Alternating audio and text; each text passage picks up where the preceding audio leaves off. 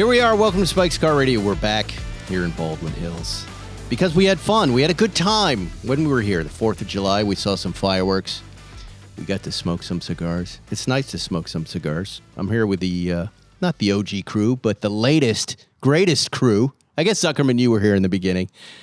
Paul Zuckerman and Johnny Lieberman. Johnny was a late addition to the show. Johnny's 2020. 5 years. No, 6 years. 2020. I've been doing this show longer than that. And he's been doing it longer than me. I was there on the first day.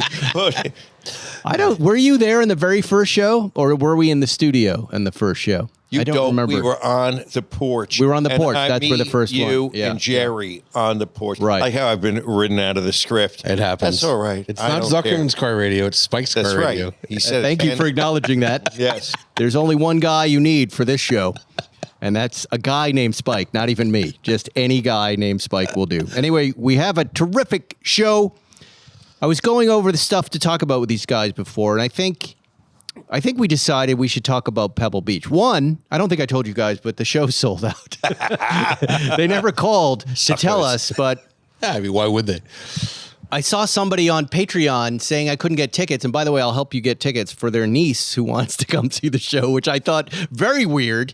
Somebody's niece and her friend wants to come see the show. But, you know, we do that every once in a while when they sell out. Yeah. The Pebble Beach Forum show is sold out. All that money went to charity, and that's really nice. And we're staying at the lodge. We're staying at the lodge, and we're staying for the show on Sunday for the Concours, which is the first time in many years. So we're super excited about that. But, you know, this morning, it reminded me, I haven't even checked anything that's up for auction there. And usually, I think like you, Zuckerman, the first place I go to is Gooding.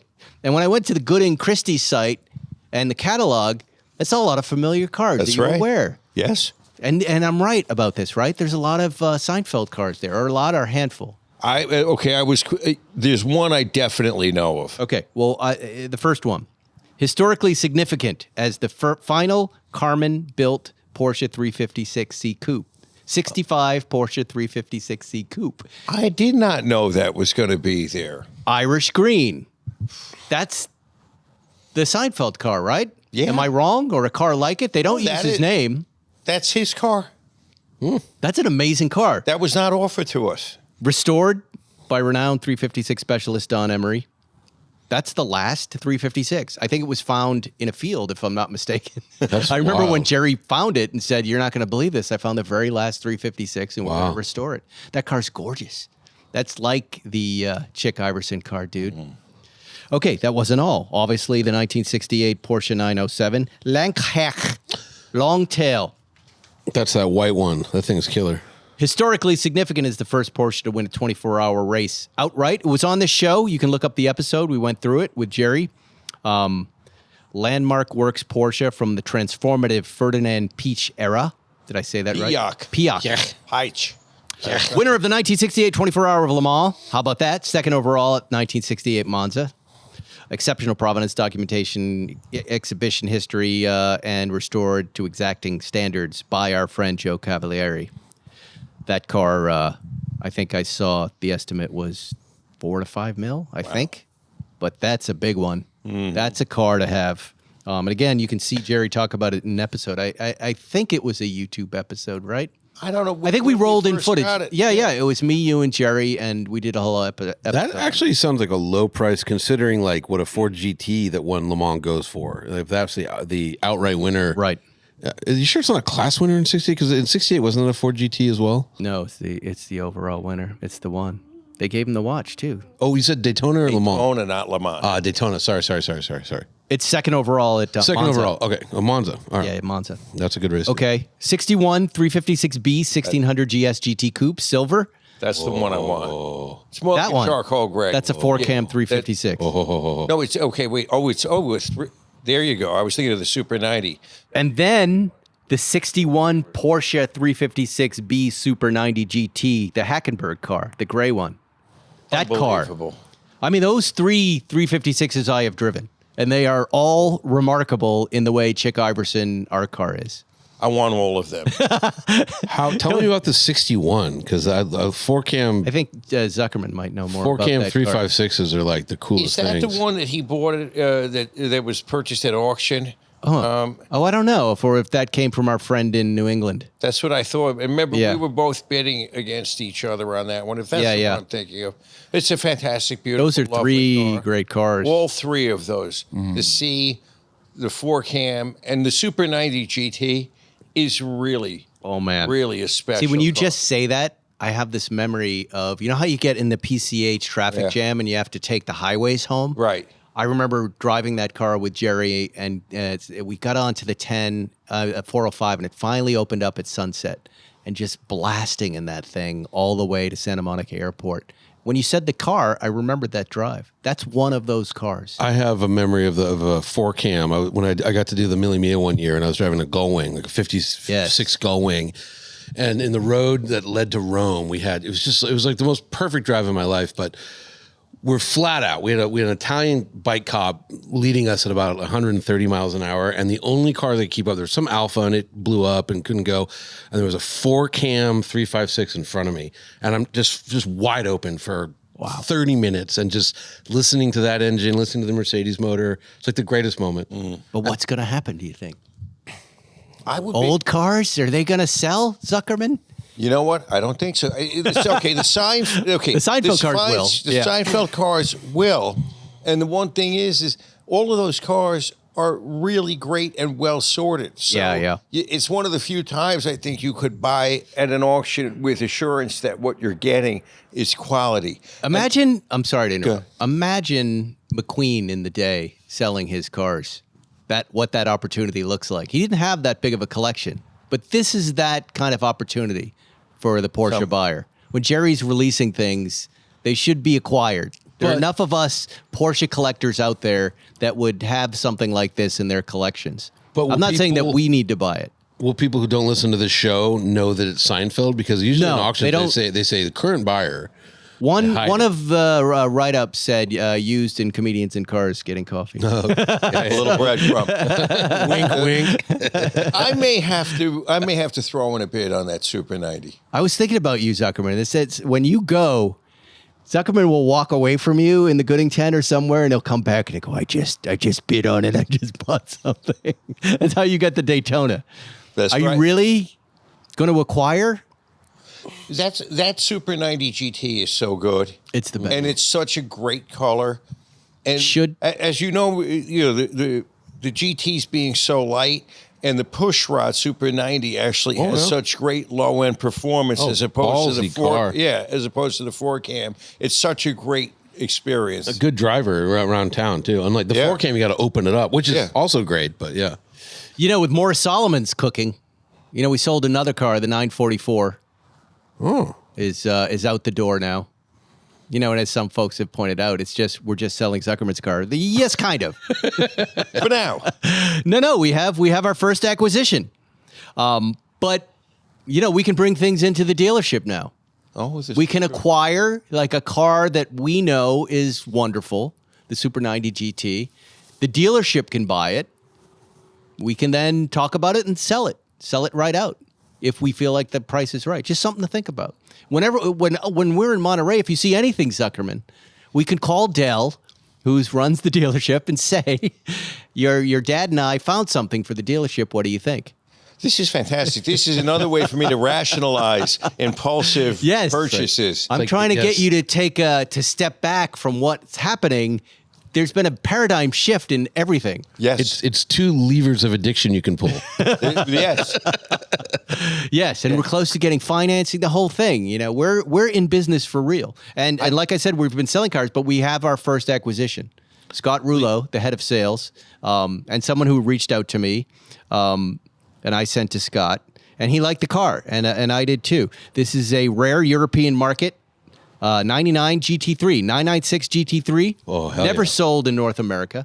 One of Porsche's last true analog GT cars. direct Olaf Manthey documented provenance. Did I say Manthey right? Yeah, you did. Manthey, exactly right. Multiple documented visits to Manthey Racing Germany, Manthey Racing engine suspension and brake upgrades, iconic speed yellow, and just 30,000 Oh, that's miles. my dream car. We have it. That's Morris it. Solomons has That's it. I have no money, but that's my dream. Right. Give us a piece of bid better. Oh, okay. Yes.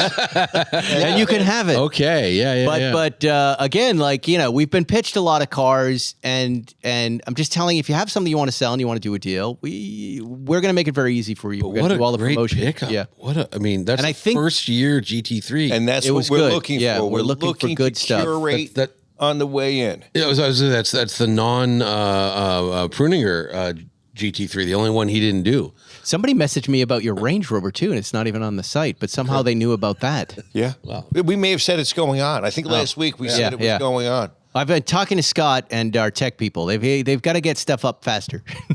Yes. Stuff is coming in quickly. We've got to get it in faster, shot faster, sold. It's selling fast, but there's no reflection of it in the site. The radio was reinstalled in the Range Rover. Did it work? Today. Yeah. Both channels, both sides. From what I understand, That's I have fantastic I haven't personally confirmed it, but I think that car is ready for a drive for me tomorrow. I'm going to take it out, make sure that it's dialed in, that it's ready to go. Who was the band? It was the band's tech guy that fixed it. It might have been Depeche Mode. Depeche Mode, Scott will tell us if I've got that wrong, but it was a band like Depeche Mode. It's something like Duran Duran. Or Duran Duran, yeah, one of those. Twins, something no, like that. it was one of those two. Yeah. Duran Duran or Depeche Mode. Their audio guy just decided to do this on his own and fix that whole channel. No one would work on this. And whoever was putting it back in the car, he went over to the 66 with the 8-track. He spent some time cleaning the heads. He's getting the head cleaning kit. No way. And he's going to try to get the 8-track player to function properly, because it starts, when it gets warm, it's slowing down. Whoa, whoa, whoa, whoa. You know, that guy who fixed the Range Rover radio said he would fix that if it doesn't work. But it is the single greatest thing you can do with your car, finishing them. Finish the sorting, and when you get the audio right, I drove that 66. You've got that thing perfect. If I can get perfect 8-track sound, I am so happy in that thing. We'll throw that up in Morris Solomons right now and make some money. Who's the first bidder? You can bid right now. I don't want to sell that car. Wait, what? Wait. I called you and I told you I'm a little worried that we're going to run out of cars. We're selling about stuff that. at a rapid pace here. Yeah, but Paul can buy at a rapider pace. So I think he can. Well, that's what I'm telling him. I'm egging him on? go. Yeah. Yeah, go. We might be bringing a finance person into the organization too, Zuckerman. Someone with unlimited funds, so we can spend their money. Can we please have access to it?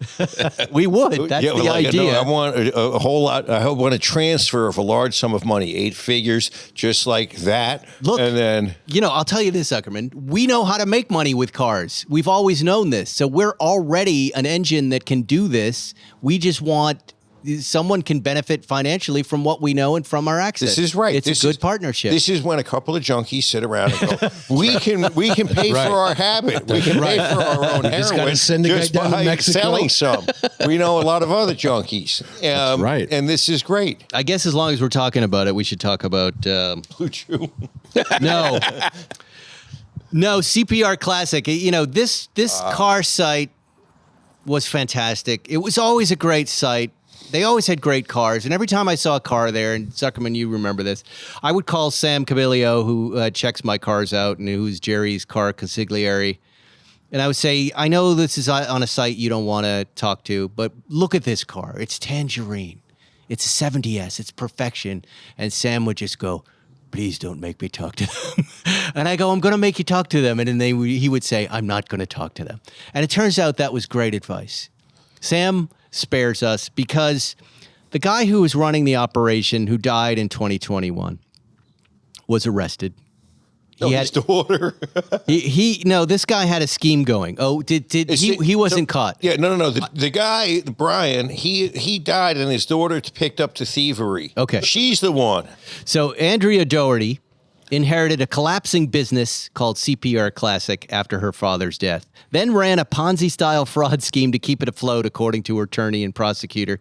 And now, in 2026, here in July, a couple days ago, a San Diego federal judge on Friday sentenced this woman to 2 years in the Fed prison and ordered her to pay restitution in the amount of $10 million for a fraud scheme centered around her family's Porsche restoration and resale business. Both the judge and prosecutor acknowledged that Andrea Nicole Doherty, she's a nice Irish woman, was placed in a difficult position by her father's questionable business practices. Oh, sure. Oh, yes. You had no choice but to continue. I'm reading this story, and I'm like, Zuckerman will not let me get through that sentence. I had to thieve. I had no choice. That he engaged in while running a company that was registered under her name. Dear old dad. One last gift. But then they said that when he died in 2021 and left her with a financial mess, she should have just closed the business and filed for bankruptcy, right? She's got a moment. Instead, Doherty continued her father's puffery. Puffery. Quotes. What's puffery, Zuckerman? Is that a legal term? Puffery is a term in advertising where you say, this is the best. Our cereal is by far the best cereal. It's filled with vitamins. That's puffery. No, none better is puffery. Stealing and puffery are two different things. This show is all puffery. Yes, that's true. And false promises to customers ended up operating a Ponzi scheme that finally came crashing down in 2024. Assistant U.S. Attorney Jeffrey Hill told the judge Friday, I tried to save something that wasn't savable. Oh. No, wait, this is what she said, Doherty said, to U.S. District Judge Andrew Shopler through tears. So she starts crying. Yes, tears. She apologized to the victims of her crime, and she would and said she would spend the rest of her life trying to make up for what she did, though she acknowledged that with such a steep restitution order against her, it will never be enough. In other words, good luck getting your money. Well, she could give like $500,000 to Trump's re-election campaign. And maybe get a pardon. Shut up, libtard. Why do you always have to say that word in the middle of this? You California's ruined. Sorry. No, it's okay. That's for our fascist listeners. We try to take care of you. We love you almost as much as the non-fascist listeners, but Doherty pled guilty in December to 3 counts of wire fraud, admitting that she stole more than $827,000 from 5 customers during the years. Let's just get to what she did, okay? And this is just moving forward, everybody, learning how this shit works, all right? She admitted that in 2020, I guess there were 3 counts that she's nailed on, but I'm sure there were more, right? Many more. She admitted that in 2023, 2022, she sold a 73 Porsche 911 e-Targa to 2 different buyers. Oh, the classic. That's a classic. Accepting $216,050 from one buyer, and one buyer got a better deal at $200,000. You know what? A good deal for you. It's already sold. Yeah, 200's good. 200's good. You get a better deal. You get the shadow of the car. She also delivered the car to the second buyer. You got it for less money so you can have it first while making excuses to the first about delivery delays. Unbelievable. This guy gets charged more and he doesn't get the car. She also waited months to inform the car's owner that it had sold. Oh. And when she did, sent him a check that bounced.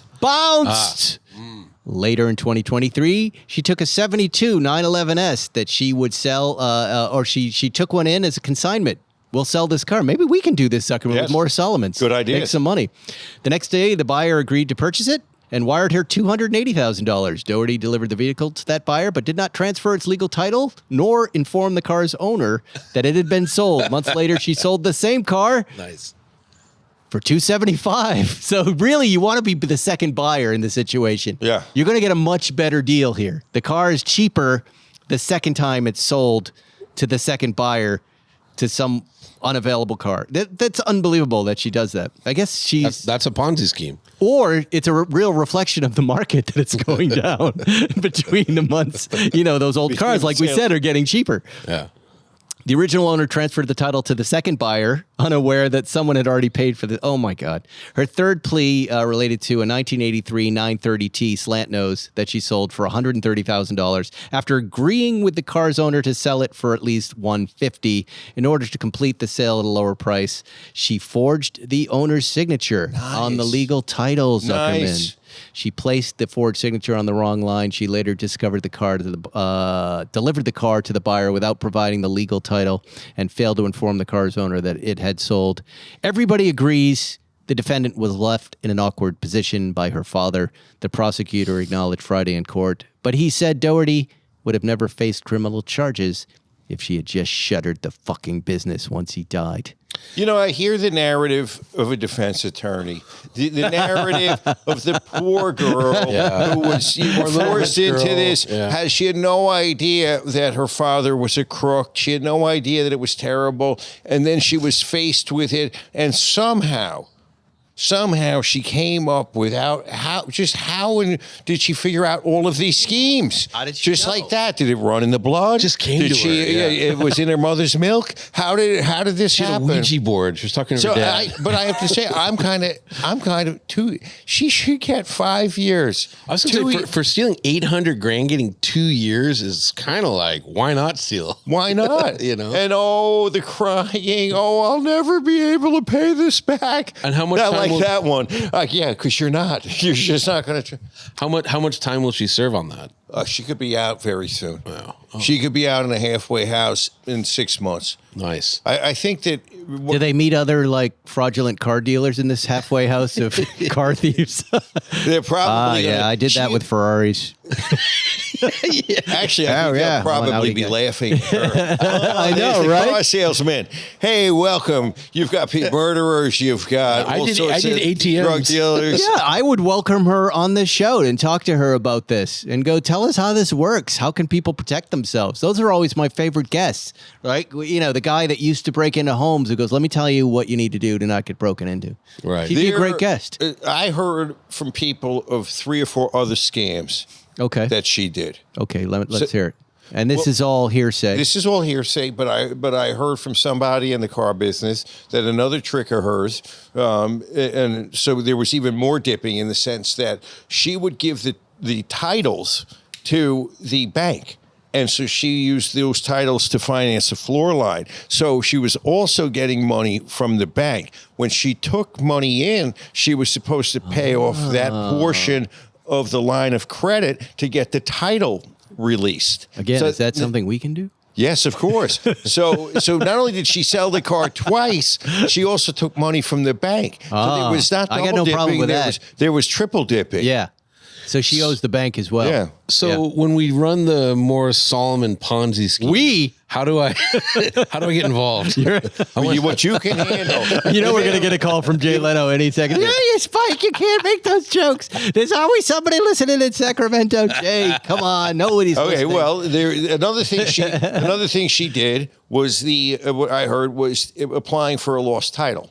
So if the bank was holding the title or the consignor had a title, she would just do a lost title. But then, if you notice Alibaba, you can buy blank California certificates of title on Alibaba. Cool. Look at that. Yeah. That's amazing. That's fantastic. Well, there you go. That's good that we talked about it. I was researching the story and I went to Reddit.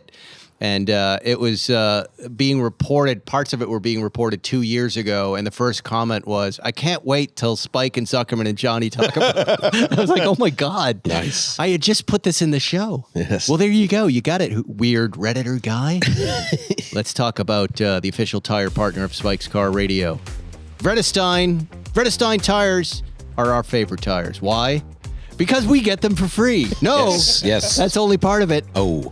We also like everybody at Vredestein, and they work. We have them on all our cars. Again, they solved all of the automotive flat issues and noise problems with my wife, Erica, who doesn't know anything about cars.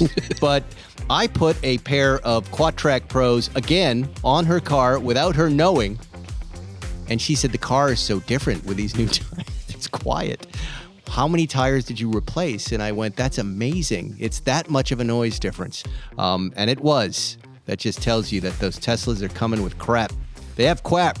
You got to get some Vredestein tires. It also says here that Lieberman has Pinza ATs on his Rivian. We had grip classics on the, I think the Zagato or something old of ours. Oh, no, on the old Series 2A. I know Jerry has Sprint Classics or Grip Classics on a couple of his old cars. We love these. I have a set for my Corolla. What is Vredestein known as? Heritage brand, European performance and design. Giugiaro, the designer of many beautiful cars. There's a Giugiaro. Is it Giorgetto that does that Bizzarrini? Is that him or is his son? That was the old man. That was a design that never went into production. Wow. Yeah. Well, anyway, you get a lot with Vredestein tires, so check them out. Demand a better tire, demand Vredestein. Go to Vredestein.com. Today's show also sponsored by our friends at RaceDeck. And there's been progress in the Spike First and Home Garage. We've sent color codes, color samples of the garage floor. I was asked to take measurements, which you would think would be easy in a home garage. And guess what? It's not a straight normal square. It's not a rectangle. No, it's not a rectangle. It's got some weird corners. You have an odd-shaped garage, yeah. It's deceiving. It's like 1.5 cars, but the back end is got edges, so we're figuring that out. Anyway, I couldn't be more excited because they're going to do a custom color, and it's going to make the garage great. And I've already started cleaning the crap out of the garage. RaceDeck is the original modular flooring system engineered for your garage. 33 patents with the product line, and it's just a snap. No glue, no crap. It just goes in. It works right. Does not chip, peel, or stain. Take it from me. I have it in my hangar at Santa Monica Airport. Probably going to get kicked out of that joint soon. Is it 2027 yet? But for now, I could not be happier. It really did solve the biggest problems with the flooring that were in there. It's floor number 3, and it's staying till the end of Santa Monica Airport. Head to racedeck.com/SCR. See a dumb picture of me, or head to racedeck.com/SpikesCarRadio for the deal. And it says here 15% off garage flooring. If the deal's bigger, it'll be right there. Thank you. All right, let me find something else for us to talk about here. Oh, Johnny, you brought a car. Let's talk about that. I did, yes. It is the 2027 Audi S5. And many things are confusing about this car. It's in the driveway. We don't know what color it is or anything. So tell us. It's like a burgundy-ish kind of red color. Oh, weird. Yeah, it's a very, very nice color. Handsome. Yeah, good-looking car. What weirds me out is Audi sort of had like they kind of had the perfect naming conventions, right? The S4 was a 4-door, the S5 was a 2-door. The S5 is now a 4-door, and there's no more 2-door. So now the S4, if one comes out, will be electric. So now what they're doing is electric Audis are even, and gasoline-powered Audis are odd number. Stupid. It's just very confusing. It's stupid. Yeah. So, and it's we were talking about this before the show. Like, it's $75,000, which, not that long ago, 2020, when a lot of dough. 2020 when the M4 came out. Right. The M4, M3 competition, not even the base one. The competition, I remember, was $74,000. This is an S4, which would compete with like the M340i or whatever, and it's $75,000. And it's a nice car, but it's just, I guess I'm old. I'm really struggling with inflation. Like, it just seems like a big chunk of money for what this car is. Fine car. If it was $58,000, because I bought an A4 all-road back in like 2017, and it was like $57,000. Yeah. I don't know. It just seems like a lot of money. So, it rides real nice, super soft ride. It's got a lot of power, pretty good tech, although not perfect. Like, you're listening to something with Apple CarPlay, and then it just suddenly starts rebooting, and it's like the internet thing's got to be reset, and you're in the middle of a song you like, and it's just annoying, and then it doesn't come back on, and then suddenly 5 minutes later it pops back on. There's a lot of that. The Volkswagen Group's having a real hard time with their infotainment. Yeah. They're in trouble. Oh, they're in a lot of trouble. Yeah, Porsche had some massive layoffs. You hear about that? It's going to be 8,000 people in the past couple of months. Yeah, it's like 20% of the workforce or something. Wow. It's crazy. Does that affect us at all? To the extent that they may not make models it's a serious question. I think it could. I think there will be less models that we like. Well, I would say longer time periods to get them built, because if you're laying off people that put the cars together. Some of those layoffs. I mean, if you're laying off 8,000 people, some assembly line dudes are being let go.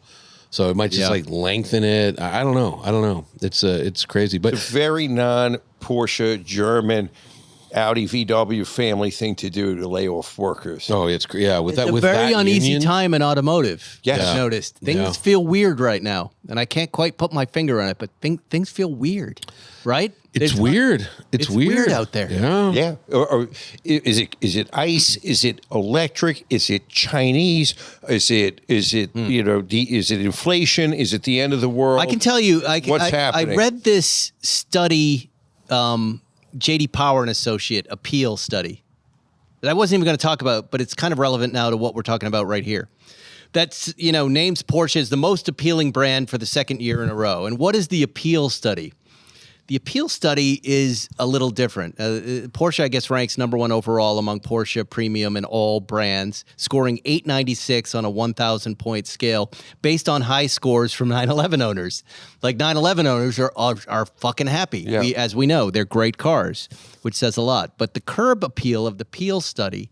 Curb appeal usually applies to shopping for a new home. Your first impression when arriving in the driveway, checking out the landscaping, the condition of the roof, the age of the windows, even before you've stepped in. The JD Power appeal tracks a different style or type of curb appeal for cars with its U.S. Automotive Performance Execution and Layout study. So here's what they learned, and it's really interesting. New vehicle appeal sees biggest improvement since 2018. But it's not what you think. Owners are responding more positively to more functional storage solutions, better cup holders, phone placement and center console design, and gains in exterior styling and ease of getting in and out of the car. So automatic doors, or I don't even know what that means. Might just mean more SUVs because people they find the SUVs easier to get in and out of. I can relate to some of this stuff. I mean, I want and I've said it here before, the Apple CarPlay. You were just talking about it. I want my phone to work, and I want the little shit to work, and the radio to sound good. New models, here's another one. New models are delivering less of a wow factor. That is true. There is nothing about how cars look these days there's nothing emotional about it. So for the 5th consecutive year, newly launched models perform similarly to their carryover counterparts. Challenges with infotainment systems, vehicle setup, and technology features continue to dampen owner satisfaction. I don't know what I'm doing with this. Right. It's not working. Why wasn't it easy? Right. Suggesting that many new models are not delivering the visceral excitement owners expect. Now, here's another thing. The gap between premium and mass market brands is narrowing. Yes.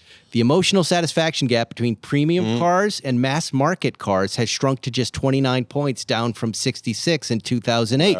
Wow. Yeah. That's really Well, some of this is... And what's driving that? Well, I don't know exactly. I can tell you. Some of this is EVs. If you get like... I'm going to get to EVs. Hold on. I'm just real... Okay. But here's what it is. Right. In premium cars... it's got to be the South Koreans who are doing this. Infotainment, exterior, driver's assistance systems, headlight performance, and door closing sounds, suggesting owners increasingly define a premium ownership experience by overall execution rather than brand alone and amount of money paid. I'm experiencing this right now in the Subaru Uncharted. Yeah. Every time I get into it, yeah. I've been stealing it from my son. Yeah. I don't see the difference with everything that it does and all the driver's aids. I can't believe how inexpensive this car was. Right. Right. And we got it in a simple gray with black wheels, so it looks a little more premium, and it's delivering a luxury car performance. Yeah, because when you get into software, as long as it's good software, it seems premium. Right. Yeah. And good tech. And then you get stuff like Porsche's been plagued by this, and they just redid everything. It's called like MIB4 or something. But they were having problems where the phones didn't connect right, and like the screen would go dead and stuff like that. They're having real problems, and then also tons of functionality but buried in a bad user interface. Right. So yeah, they just did a massive update at Porsche for that for 27. The first one's gonna be the Taycan. So what is the biggest gains though? Who has the biggest gains? Battery electric vehicles. Index scores approve across every powertrain type this year, but BEVs, battery EVs, see the largest year-over-year increase, up 22 points, outperforming internal combustion engine vehicles nearly every category, with the biggest advantage in powertrain satisfaction, 109 points. So people are getting these EVs and really loving it. Well, that's the thing. Like if you replace, again, like if it's an entry-level car, you're replacing a 2-liter turbo with a CVT, which is a terrible powertrain. You replace that with an electric motor where you have double the torque and it's instant. It feels like a premium driving experience. And then all the weight is really low, so it handles suddenly a car that wouldn't handle drives really well just because of physics. Yeah. But nobody's going to come to work with their new EV and say, come outside and see my car. But days of come and see my car. But Zuckerman, I don't think that matters. I don't think it, I think this, I hate to keep going back to the Subaru Uncharted, but this is like the Ferrari Luce as well. It's like we love our iPhones, and when something works like that, you just feel close to it somehow. Like I'm having this such a weird experience. Now it's never going to replace the 718 that I drove today, right? But the driving in that Uncharted is very satisfying, and I feel like I'm out of the game in a good way, and I have everything that I need in that car. I'm an outlier. I can't relate to it because you know me. I hate to connect to a car. I just don't want to have some connectivity with the car. If I could get a 911 that didn't connect to the phone, that was not part of whatever that network is, if I didn't have to register it, I'd pay more. I'd fucking pay more. I don't want I want a dumb car. I just want to get in the car and I want to disconnect, or I just want to text and drive, but I don't want the car to be interacting with my I want that cut. I don't want to be involved in and it's also just inflation. People are happy now to save. Everybody's trying to save money. We're back to the 70s. We're back to the 70s. We're back to the AMC Pacer, the Gremlin. Yeah. All of that. I had a funny thing happen the other day. I was testing out the new Maybach, the S680, the big V12 super sedan. Those. And I was making, I don't know why this happened, but I was making the point about Thorsten Veblen, theory of the leisure class. And when I said that, somehow the AI in the car activated. It's like, oh, are you interested in theory of the leisure class? And I'm like, yes, tell me more. And it started explaining the theory. And that's very strange. They do that more and more. And they said, it was weird. I was filming, so it was great. And I was like, oh, could you tell me about some theorists like Karl Marx? So, wait a second. So basically the car is wired. The car has a mic in it. It's recording. Okay. I don't know if it's recording, but it's going to tell. It knows. Yeah. This is one of the things I wanted to talk about, and I'm glad we just happened upon it. This is a good show. We're just happening on all the topics I wanted to talk about. There's a weird thing that goes on in the Subaru Uncharted, right? Sometimes I will put my hand on top of the steering wheel like this, and then suddenly the screen goes, you're not paying attention. We can't see your face. I can't see your face. And I'm like, who's I? Who's we? And so, it's these attention tracking cameras in cars, which I think are going to be required now. Do you know anything about this? What is that? And where does that data go? Is there a camera on me now all the time? So supposedly the data goes nowhere. But all these cars now, modern cars, they have cameras that stare at your eyeballs. And so like in Tesla, if you're doing full self-driving, if you stare straight ahead, it'll just drive forever. But if you start doing this, it'll kind of hey, look straight ahead. Yeah, but there's a lot of stuff that goes on in a car, especially when you're a teenager like these gentlemen. There could be a girl's head in a lap. There could be some self-pleasuring. There could... Just look straight ahead. The question is... It's going to start giving you advice on chucking yourself off. So no hand jobs. So they keep the penis out of frame? Is that what you're saying? It just looks at your eye. But it's I'm asking a real question here. Where does this shit go? Is this like a Waymo? Is there a group of guys somewhere? It's the Philippines jacking off. Is everybody just jerking off to each other like I suspect? Yes. What's happening? Yes. But for real, is it... Supposedly that data either gets I need to feel safe. Anonymized. What's the term? Okay, it's something like that. Yeah. I don't know the term. Yeah. But how can you anonymize a face, I guess? Well, it's not the face. It's just Is the penis anonymized? It's the camera's at your eyes. Unless your penis is at eye level. How do we know? Okay. My penis goes high. It could be up here. I'm like this. Sir, your eyes looking straight up. I can't be the top of my penis is up here. That's where the most sensitive part is. When you buy these cars and you log in, you were agreeing to this. Yeah. Also, it's another thing that's happened. We don't read anything anymore. We just want to click through the buttons. So true. Hurry. That's so true. We are agreeing to all of the terms of use. Yes. They can be doing anything they want, no matter what they say. True. There was a class action about selling the data. Honda got busted for that. Yeah, but I think that's... I would get they'd have to be selling this data. It's too valuable. Well, that's like also their secret sauce then, right? So like they know about their owner's behavior and they can keep that and they can make the cars better and like, you're not supposed to sell it.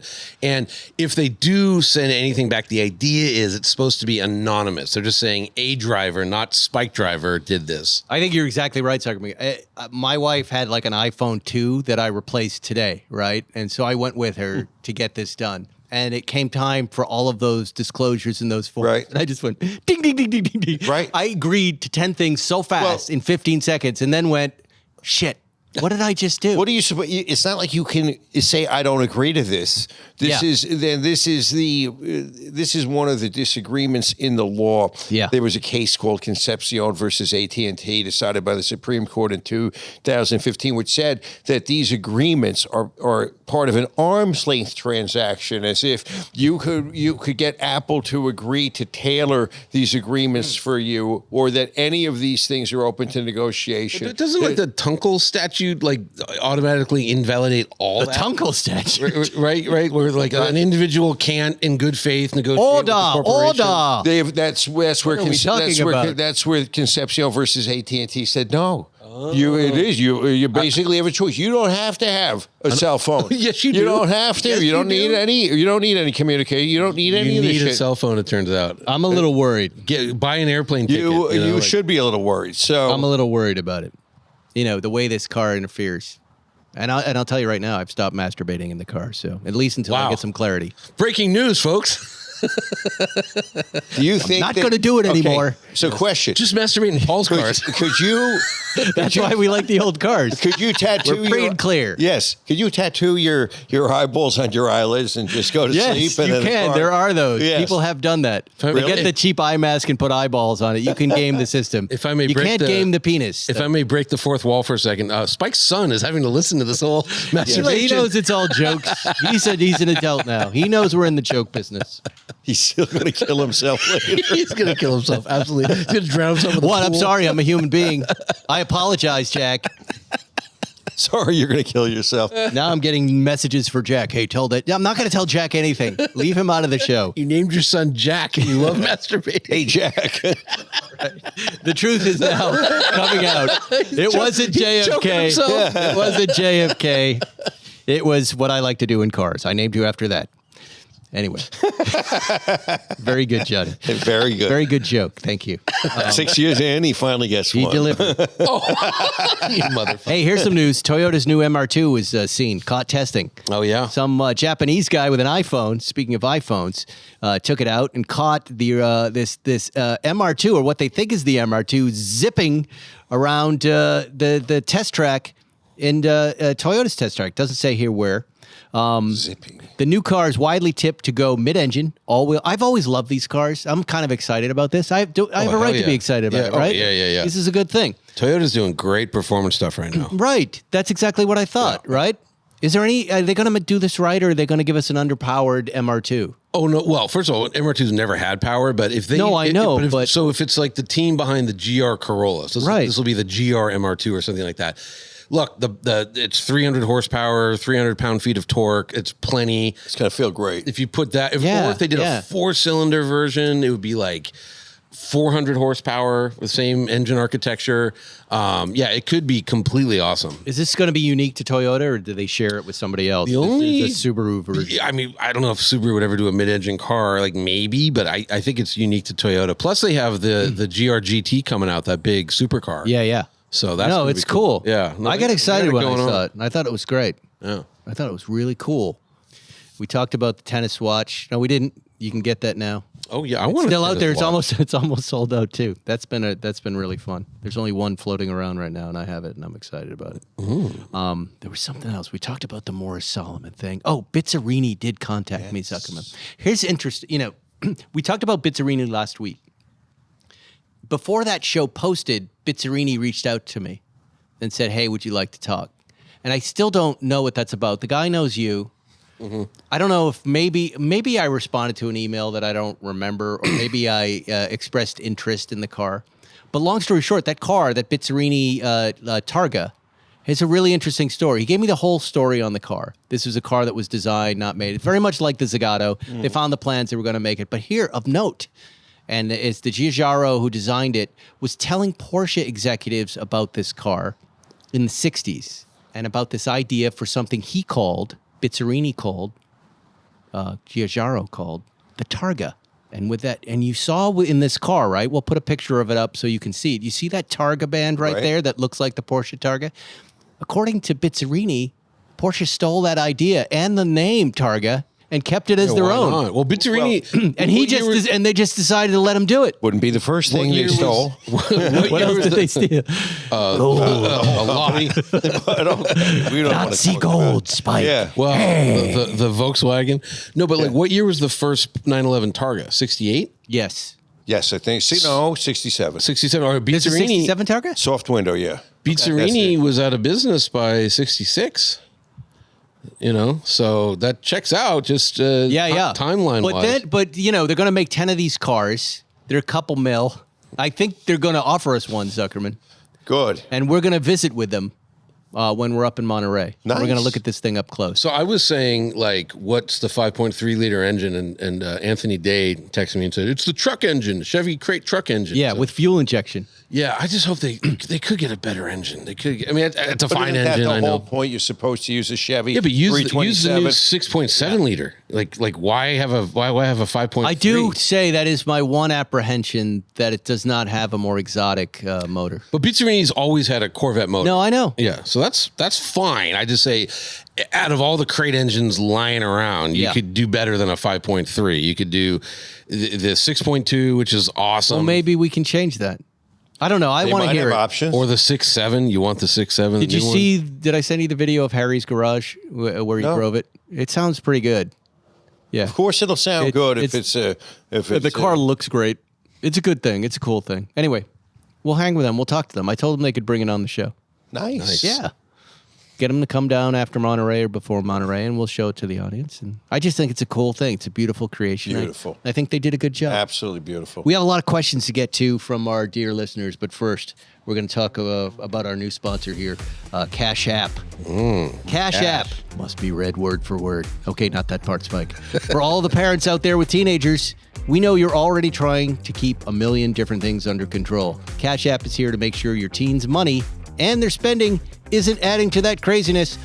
With the Cash App card available to teens 13 to 17 with sponsorship by an eligible parent or a guardian, every transaction triggers a real-time notification for you to see, empowering your teen to practice independence while giving you peace of mind by keeping track of their spending.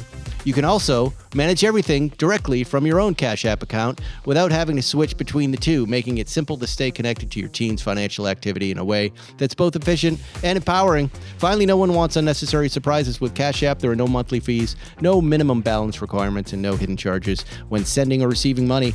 With the Cash App card, you and your teen's balances receive 24/7 fraud monitoring, and if the card ever gets lost, you have the ability to lock the card right from your phone with just one tap. Parents, it's time to start focusing on your teen's financial learning and growth instead of stressing about the fine print. If you're ready to give your teen more independence while staying in the loop, start by downloading Cash App and sponsoring their account today! Exclamation point. Must be read word for word. Punctuation buff for punctuation. Give them independence. You can turn it off at any moment. Give them independence. You can monitor in real time whatever they're doing and scold them. I do like it. There's an inherently inconsistent... I'm not asking for your point of view on Cash App, Zuckerman. Please be quiet. Here we go. New Cash App customers can earn $10 if they use Family10 in their profile and sign up and send $5 to a friend within 14 days. Terms do apply. And there's a big disclaimer there, and you can just read that. There you go, Cash App. There you go. Did you see what I used for the questions? Vic Helford in the bathrobe. I really enjoyed that post. That made me laugh. And then I realized, wait, maybe nobody understood. No, it's not that they didn't understand. I'm not sure the Elford family wants. That's a private picture that Jerry bought, I think. And I don't know what he's doing with that in his car. What was he doing in the 907 with Vic Elford in the bathroom while he's driving? I think we do know. Okay, 66 guy wants to know. Question from a big fan of SCR in Christchurch, New Zealand. A near neighbor owns the only Porsche 911 ST in New Zealand, Heritage Design Package. Would you explain why you sold your one? You're one. one. Cash to another. What is money? And I know, okay, the guy that lives next to the guy who might have one. The answer to your question is they are great cars. I think Zuckerman and I love this car, but we just don't have the ability to keep everything that we buy. And we had a great offer on it. We drove it for a year.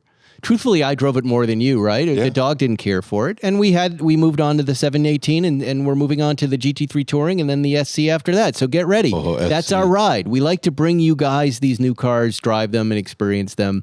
Hear a little bit of a complaining from our wives about the financial side of it and then move on.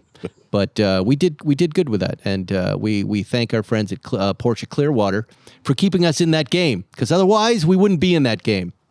They love those guys. Care of us. And they take care of us. Listeners, it is a great car. And hopefully the GT3 Touring 992.2 will deliver. I've driven it. It's awesome. I will deliver the similar. Let me. Wait till you drive the SC though. You'll be throwing that Touring red in the. Really? Well, we will. It comes after. We have to. Wait a second. Then there's going to be some Halo cars. Then maybe a GT2 RS. Or you're just you're saying Porsche's in trouble. Maybe they're not making. 911s are good. It's the Macan and the Taycan. Is like sales proof suddenly, yeah. Okay, Mr. Carlito, Zuckerman, why are you selling Dakar Yellow E39? I want to know that too.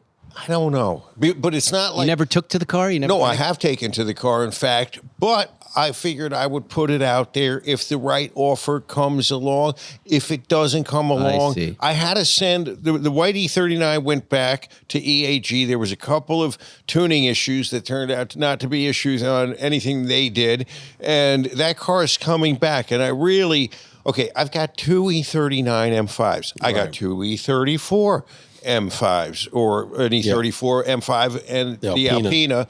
I've got an E28. There's a lot going on in the BMW. You're not a museum, There's a lot going on in the BMW garage, and if somebody really wanted that Dakar, they could have it, and if they don't, I'm happy to. I think this is the fun of MorrisSolomons.com, which, by the way, you don't need to point out that there was a serial killer named Morris Solomon. We know that. Yes, you do. And wait a second. And there's also a casket company called Morris Solomon. Yes, we know. There's a vertical integration between the killer and the casket maker. Oh, that's good, Zuckerman. Yes, very good. Yes. Siloed business. I didn't notice that. You're exactly right. Yeah. But if you go to our About page on the site and you read about each of the folks that works at the dealership, you'll see my grandfather and Zuckerman's father and Dell's grandfather, and you'll see why we call it Morris Solomons. That was their name. That's what we did. And it's just a funny coincidence that there was a serial killer. We never Googled first. And by the way, we're happy to be in business with both if they want to be part of the business. Any Morris Solomon is welcome at Morris Solomons. Especially the serial killer. This is the most fun I've ever had, Zuckerman. I love this dealership. It's really fun. It is fun. And we're selling, we have over $1 million in sales already. We're heading into our second million in sales. This is great. Wow. So send us your cool cars. We'll market those things like they're our own, and we're not even going to charge you. It's going to be fine. But only good crap. Marco, who we love at TLG, we love you, Marco. But don't offer us the Ford Lightning again. No, we're not going to sell that on Morris Solomons. I did like that car.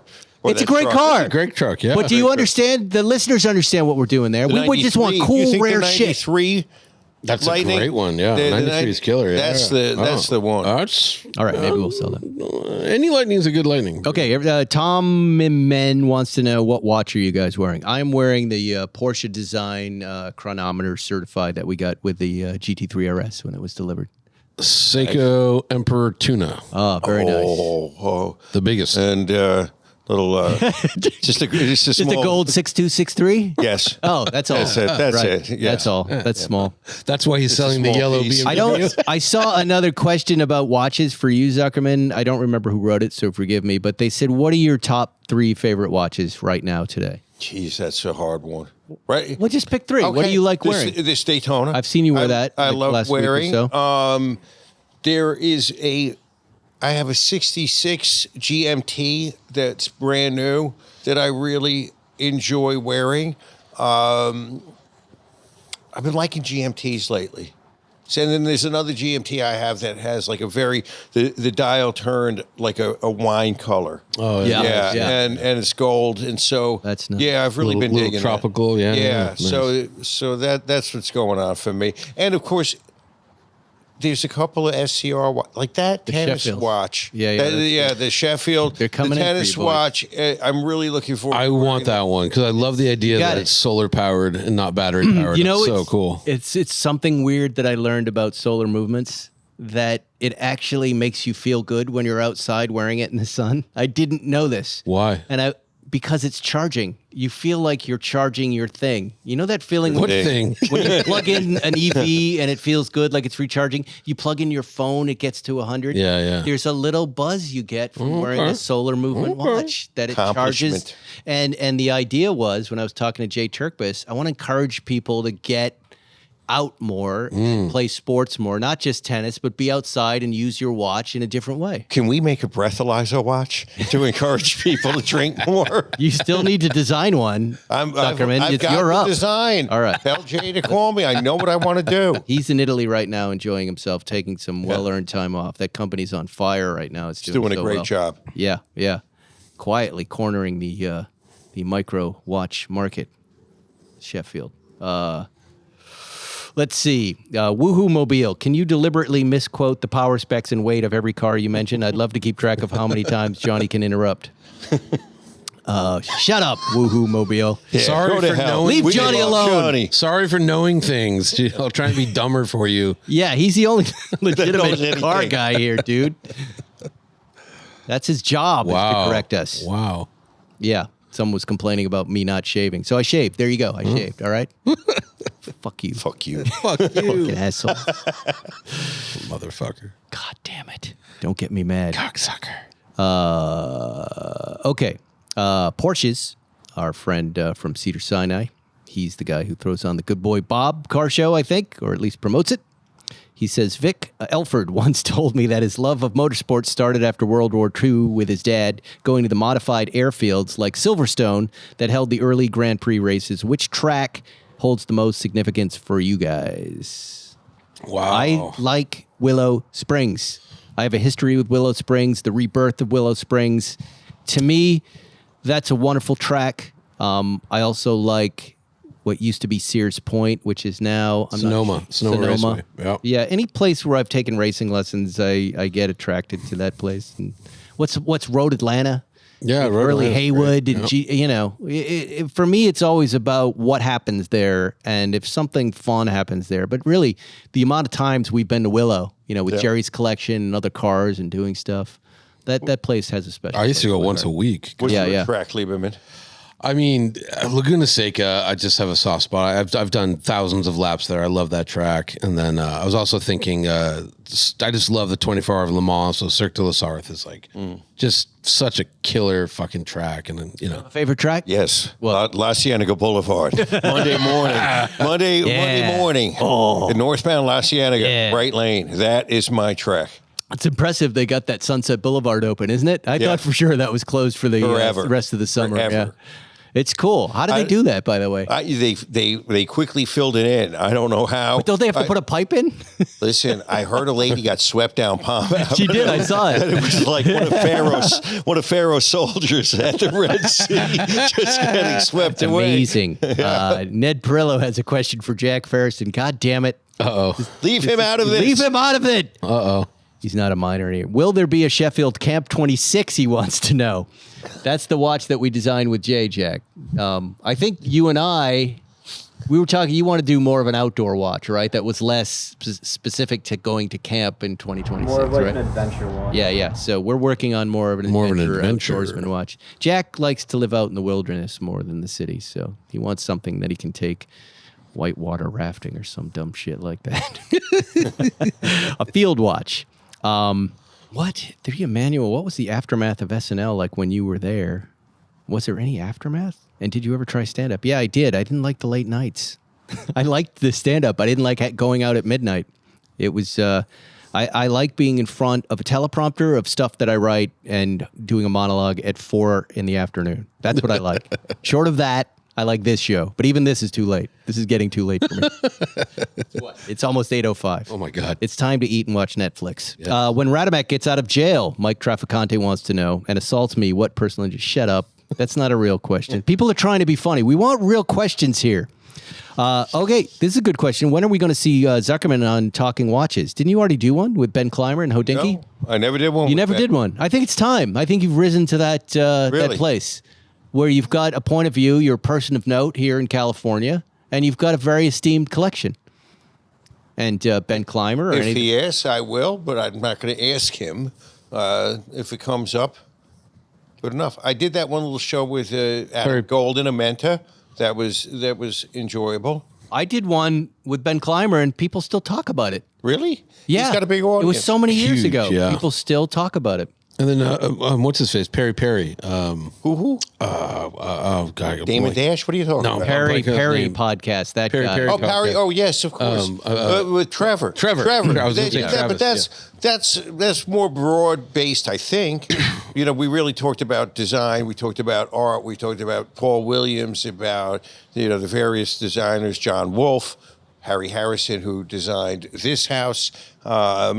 Trevor's got a great little following going. Yeah, I did the show. It was fantastic. He's a great guy. Yeah, it was really fun. Jane Medee wants to know, where can I find a bathrobe like Vic's? Here, let me look at it.